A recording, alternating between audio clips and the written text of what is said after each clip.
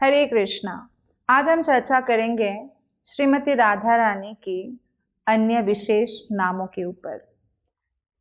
राधा, राधा नाम का अर्थ आता है कि जब भगवान श्री कृष्ण को आनंद लेने की इच्छा प्रकट हुई तो उनके ही वाम पक्ष से एक दिव्य स्त्री की उत्पत्ति हुई, और वो स्त्री क्योंकि भगवान को आनंद प्रदान करने के लिए थी, तो जैसे ही प्रकट हुई वो तुरंत एक कमल पुष्प तोड़ने के लिए दौड़ी ताकि भगवान कृष्ण के चरण कमलों की उपासना कर सके। तो वो रास मंडल का स्थली था गोलक वृंदावन में, जहाँ शतशृंग पर्वत है। वही शतशृंग पर्वत हमारे भूमि में गोवर्धन पर्वत है। तो वहाँ रास मंडल में से रा आया, और क्योंकि राधा रानी तुरंत भागी फूल को तोड़ने के लिए ताकि कृष्ण की सेवा कर सके, धावमान हुई। धावमान मीन्स दौड़ना, तो इसलिए राधा। तो ये इसका अर्थ है, और ऐसे अनेक अर्थ है श्रीमती राधा रानी के नाम का। श्रीमती राधा रानी का एक अत्यंत सुंदर नाम है गांधर्विका, क्योंकि श्रीमती राधा रानी नृत्य, संगीत, समस्त वाद्य यंत्र में विशारद है। समस्त रागों की सृष्टि श्रीमती राधा रानी से ही हुई है। जैसे भगवान श्री कृष्ण के नाम के अनंत महिमा है, ऐसे ही श्रीमती राधा रानी के हर एक नाम के अनंत महिमा है। हम भगवान कृष्ण का नाम जब श्रीमती राधा रानी के नाम के साथ लेते हैं तो वो महामंत्र बन जाता है। जैसे हरे कृष्णा कृष्ण कृष्ण हरे हरे, हरे राम राम राम हरे हरे। हरा मीन्स राधा, और संबोधन में जैसे सीता सीते, राधा राधे, ऐसे ही हरा हरे हो जाता है। तो इस तरह से हरे कृष्णा, तो हम राधा और कृष्ण का एक साथ नाम लेते हैं। यहाँ तक कि दर्शन की भी हम बात करें तो राधा कृष्ण का एक साथ अगर दर्शन हमें मिले तो इससे हमारा महान सौभाग्य का सूचित होता है। एक बार कोई राधा रानी का दर्शन करना चाह रहे थे, तो तब उनको गोपियों ने कहा कि राधा रानी का दर्शन तब करो जब कृष्ण साथ में हो, तो सौंदर्य एकदम परिपूर्ण रूप में होता है। और अदरवाइज कृष्ण के बिना श्रीमती राधा रानी का जो सौंदर्य है वो भी बहुत सुंदर है कि कोई भी बेहोश हो जाए। हम कल्पना भी नहीं कर सकते कि अनंत कोटि चंद्रमा के जो ज्योति है, ऐसे ज्योतिमयी है श्रीमती राधिका। लेकिन कृष्ण के साथ उनकी सौंदर्य और बढ़ जाती है, और कृष्ण के साथ भी ऐसा ही है। जब जब वो राधा रानी के साथ होते हैं वो अत्यंत और अधिक मनोहर लगते हैं। ठीक उसी प्रकार से हमें राधा और कृष्ण का नाम साथ साथ लेना चाहिए। और उसमें से आज जहाँ तक नाम की महिमा की बात है, कृष्ण और राधा मुख्य नाम है, और इसके अलावा और अनेकों नाम कृष्ण और राधिका के हैं। जैसे कृष्ण के अनंत नाम है, राधिका का भी अनंत नाम है। गांधर्विका राधिका का नाम है क्योंकि वो नृत्य, संगीत, वाद्य यंत्र में विशारद है। एक बार वृंदा देवी, ये चैतन्य चरितामृत आदि लीला में वर्णन है 4th चैप्टर 124 श्लोक और 125 श्लोक में, कि राधा रानी ने एक बार वृंदा देवी से पूछा, हे वृंदे कहाँ से आ रही हो? तो वृंदा देवी कहती है, मैं कृष्ण के पास से आ रही हूँ। राधा रानी पूछती है, कहाँ है कृष्ण? वृंदा देवी कहती है, राधा कुंड में। तो राधा रानी को उत्सुकता होती है कि मेरे बिना कृष्ण राधा कुंड के तट पर आखिर क्या कर रहे हैं? तो वृंदा देवी कहती है, वो नृत्य प्रैक्टिस कर रहे हैं। तो राधा रानी कहती है, अच्छा उनके गुरु कौन है जो उनको नृत्य सिखा रहे हैं? तो वृंदा देवी कहती है कि आपके ही रूप को देख देख कर वो नृत्य सीख रहे हैं। कृष्ण स्वयं कहते हैं कि श्रीमती राधा रानी का प्रेम मेरे गुरु है। तो कृष्ण का जितने भी सब संपत्ति कृष्ण का है, आध्यात्मिक लोग, भौतिक लोग, सब ऐश्वर्य कृष्ण का है। लेकिन श्रीमती राधा रानी का प्रेम को कृष्ण विशेष संपत्ति मानते हैं। कृष्ण कहते हैं कि राधा का प्रेम मुझे नृत्य करने के लिए बाध्य करती है। जो कृष्णा को भी नचा सकते हैं, ऐसा प्रेम है श्रीमती राधिका का। इसलिए राधा रानी का नाम है गांधर्विका, वो समस्त विद्याओं का गुरु है।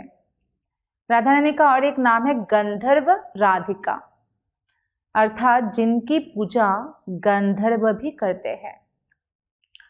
राधा रानी क्योंकि नृत्य गीत की गुरु है, तो राधा रानी का हर एक गान केवल कृष्ण के लिए होता है, हर एक नृत्य केवल कृष्ण के लिए होता है, हर एक अंगिमा भंगिमा सब कुछ कृष्ण के लिए होता है। इसमें हमें एक स्टोरी के द्वारा भी हम समझ सकते हैं जो हमारे भौतिक जगत में ही घटा है।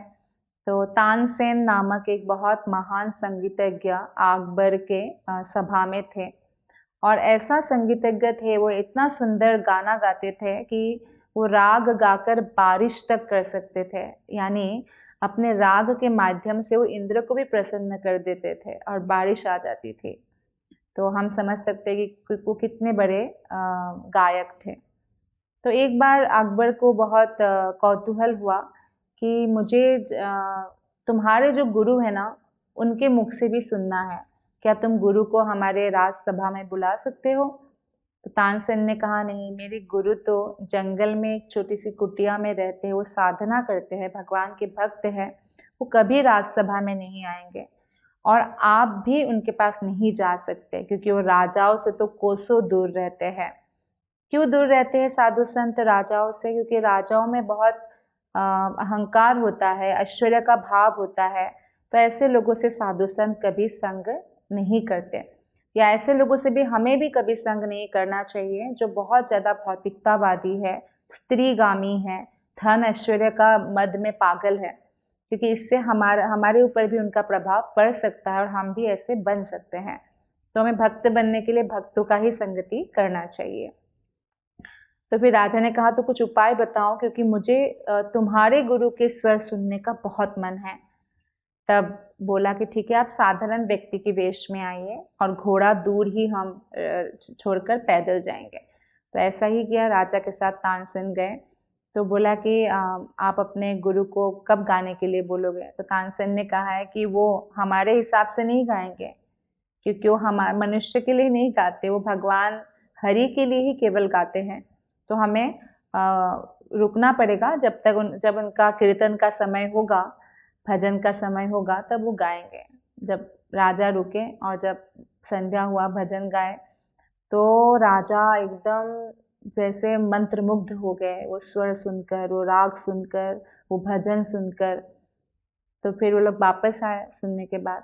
तब तानसेन से कहा कि जब तुम्हारे गुरु इतना अच्छा गाते हैं कि मंत्रमुग्ध कर दे, तो तुम उतना अच्छा क्यों नहीं गाते हो?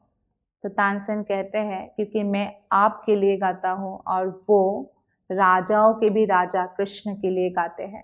तो ये अंतर तो आ ही जाता है। अगर हमारे पास कोई भी विद्या है भगवान की कृपा से, जैसे हम बुद्धिमान हैं, फॉर एग्ज़ाम्पल बहुत अच्छा गाते हैं, बहुत अच्छा नृत्य करते हैं, कोई भी कला हो, या चित्रण करने की कला हो, पेंटिंग करने की, तो हमें उन कलाओं को भगवान की सेवा में लगाना चाहिए। श्रीमती राधा रानी सर्वश्रेष्ठ भक्तिन इसलिए है क्योंकि श्रीमती राधा रानी ने अपनी समस्त तन मन धन बुद्धि कलाएं सब कुछ कृष्ण की सेवा के लिए ही केवल उपयोग करती है। तो इसलिए एक बार गंधर्व राधिका श्रीमती राधा रानी जो नृत्य और गीत की गुरु है, तो वो माघ पूर्णिमा के अवसर था।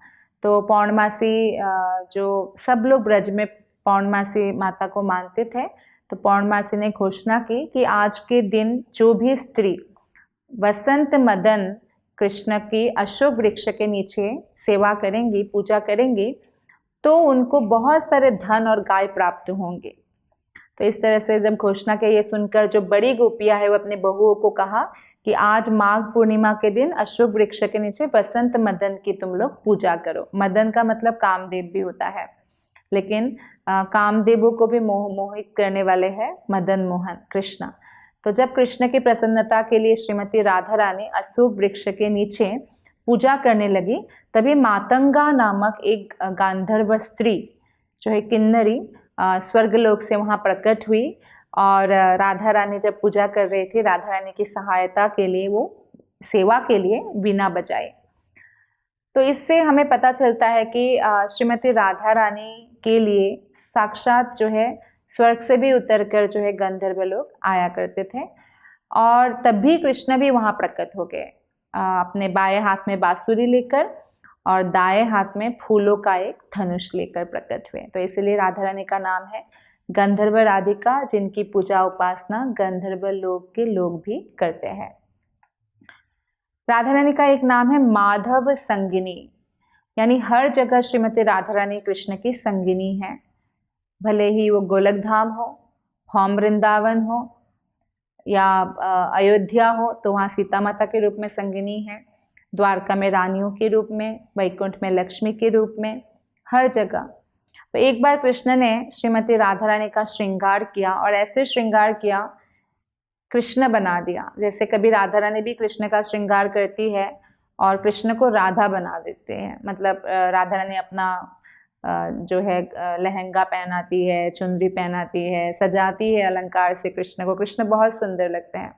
तो एक दिन कृष्ण ने राधिका को अपने जैसा सजाया। अब राधिका का जो रंग है वो एकदम पिघला हुआ सोने जैसे उज्जवल है बहुत, तो उसको कैसे छुपाएंगे, तो उनको कुछ उससे मेकअप किया, गुरु आदि से मेकअप किया और अपने जैसा रंग बना दिया, और वस्त्र भी अपने जैसा पीली धोती, मोड़ पंख ये सब लगा दिया। तो सखिया राधा रानी को उस शाम को ढूंढ रही है कि कहाँ गई राधा रानी, कहाँ गई। उनको 2 कृष्ण दिखाई दिए, राधा रानी दिखाई नहीं दिए। और जब उनको पता चला कि अच्छा राधा रानी कृष्ण बनी हुई है तो सखियों को बहुत आनंद आया। तो इस तरह से हास्य परिहास में भी जो है कृष्ण की संगिनी है श्रीमती राधा रानी, इसलिए उनका नाम है माधव संगिनी।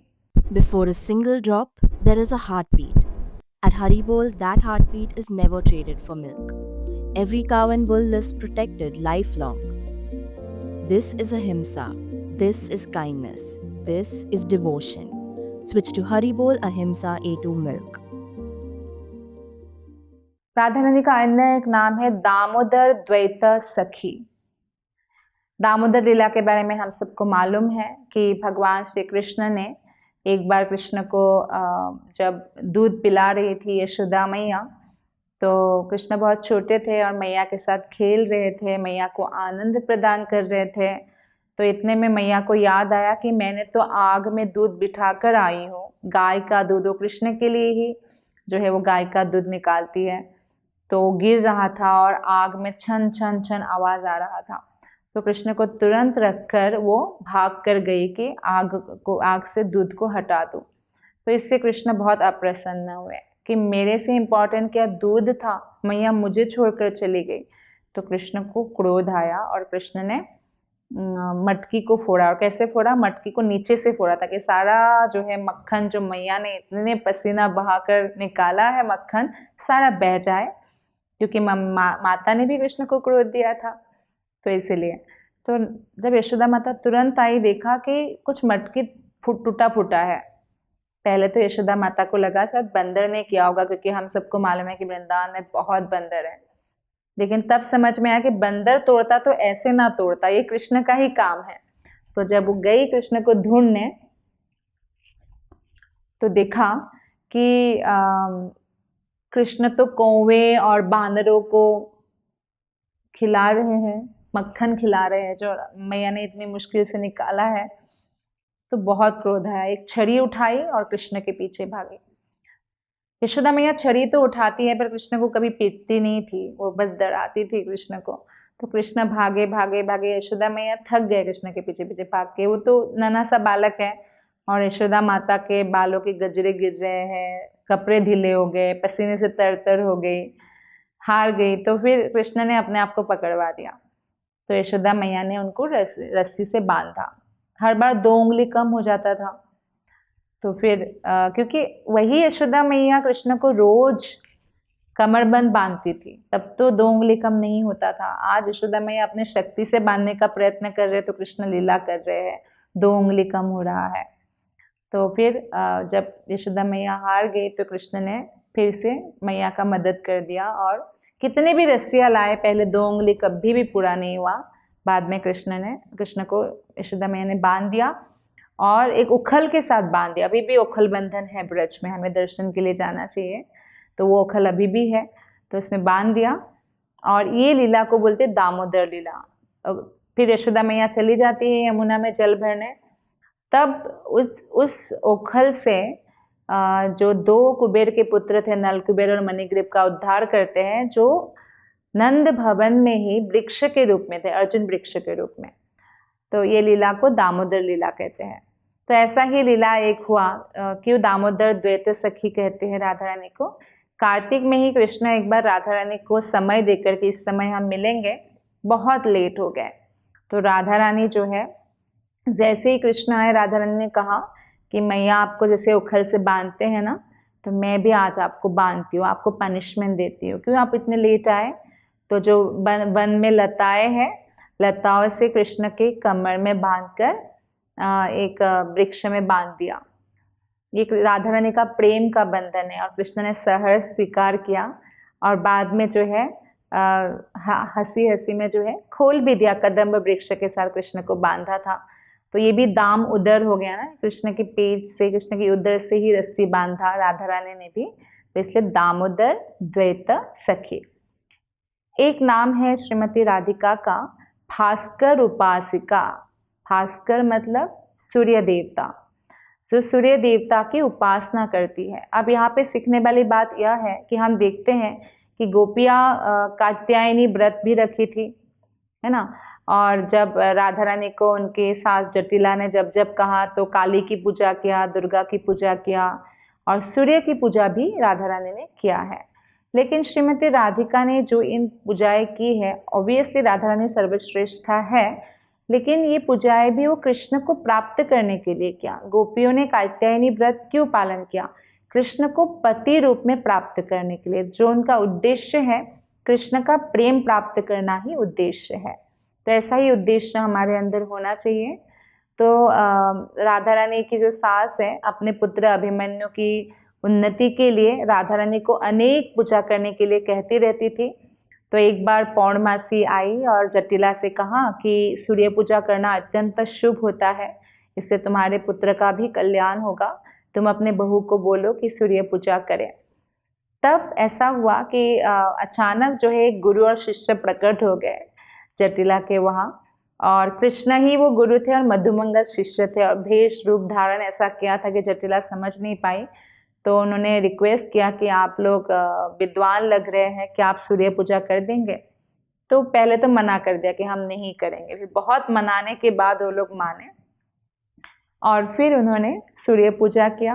राधा रानी के वहाँ पे मधुमंगल पुरोहित बना, और इस प्रकार से राधा रानी से मिले, और राधा रानी की घर से ही उनको बहुत सारा जो है उपहार भी मिला।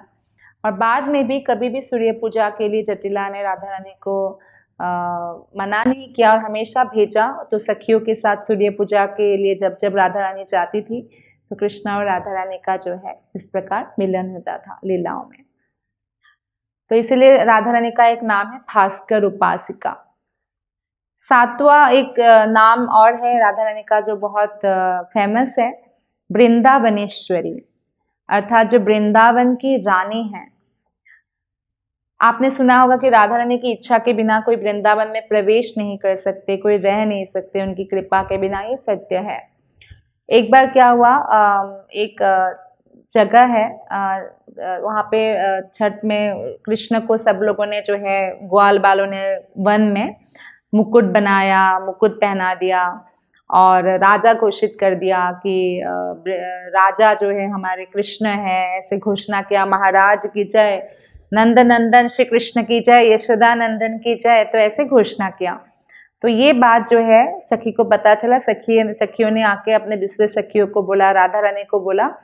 तो सखियों ने भी बोला कि ठीक है, गोप बालकों ने अगर कृष्ण को बनाया राजा, तो हम भी वृंदावन की रानी राधा रानी को बनाएंगे, तो हम भी अभिषेक करेंगे।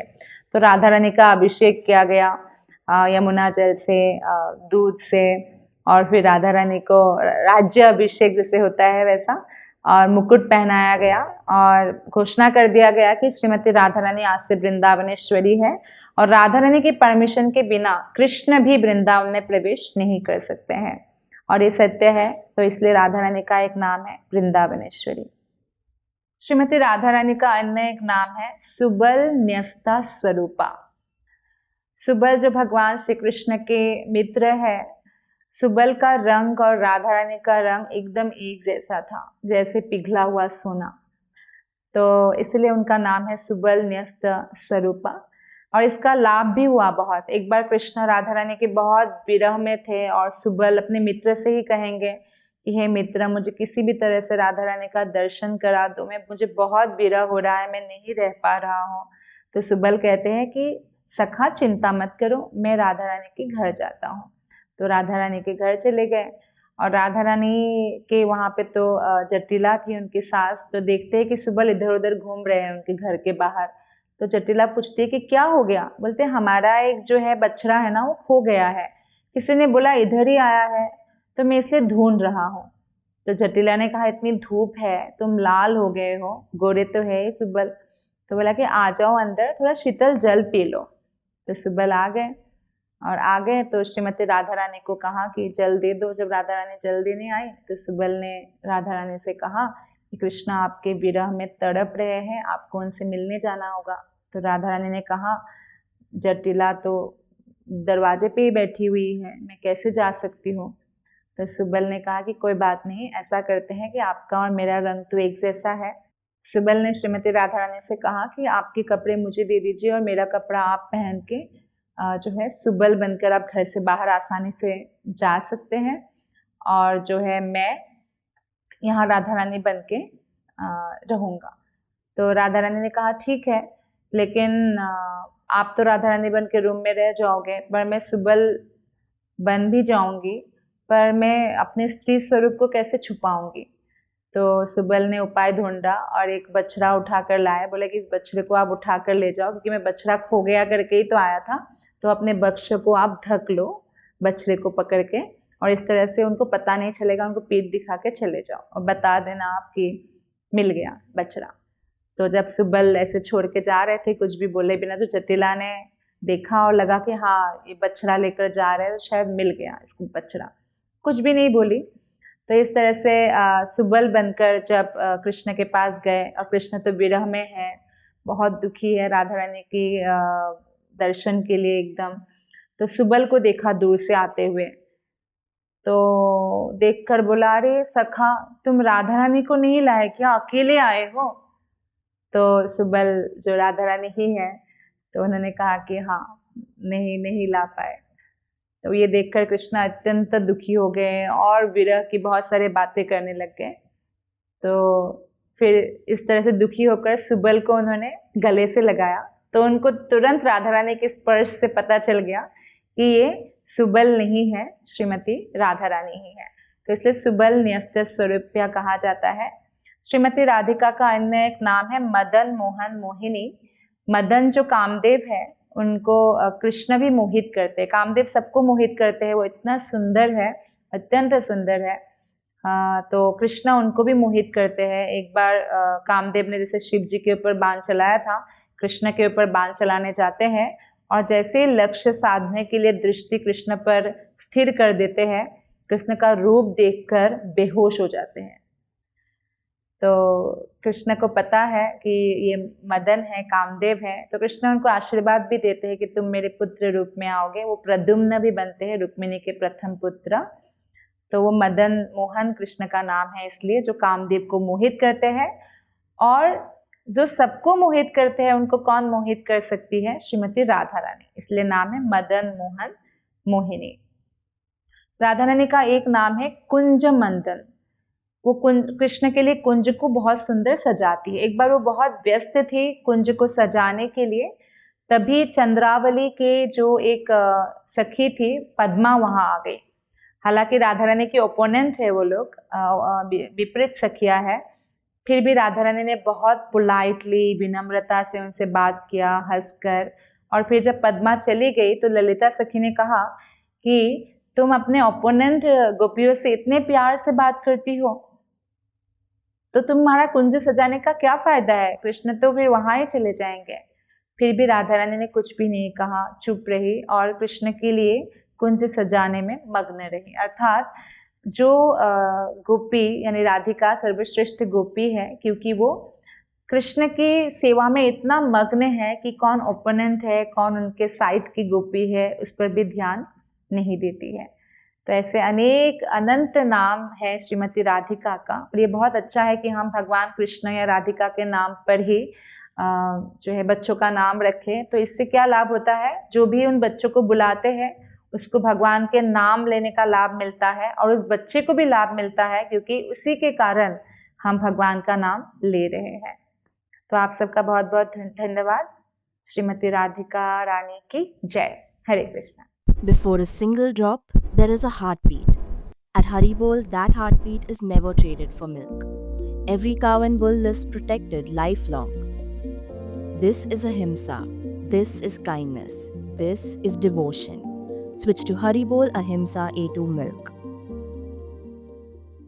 ऐसे ही और भक्तिमय कार्यक्रमों के लिए देखिए हरे कृष्णा टेलीविजन, और इसे प्राप्त करने के लिए आप अपने केबल अथवा DTH ऑपरेटर से संपर्क करें तथा और अधिक जानकारी के लिए आज ही डायल करें 7666 839 839।